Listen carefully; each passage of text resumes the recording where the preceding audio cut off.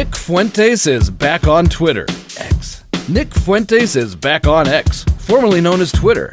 His account was reinstated by the big man himself. Now, who is Nick Fuentes? And what's his deal? Well, Nick Fuentes has a large following of, these guys. They call themselves groypers who have a peppy emoji and all that, and they like Nick Fuentes because he is a white supremacist. What does this have to do with Washington politics, huh?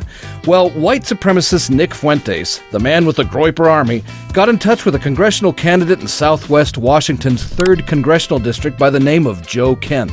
Let's look up a picture of Joe Kent here. Search images, and, you're a little intense there, Joe.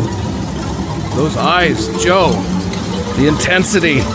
Why are you staring like that? Anyway, Nick Fuentes contacts Joe Kent of Washington's 3rd District. He says, "Hey Joe, I'm an online white supremacist disguised as a journalist. I have a following of hundreds of thousands of racists and Nazis." "I love what you're doing," Joe Kent said to him. "We're on your side, Joe."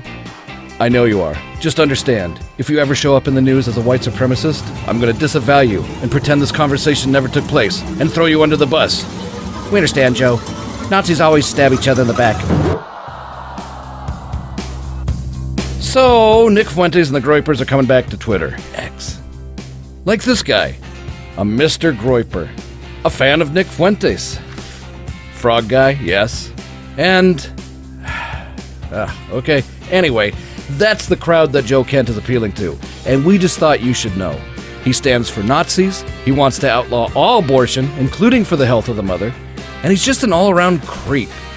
Again, we think the voters of Southwest Washington deserve to know who's running here and what they stand for.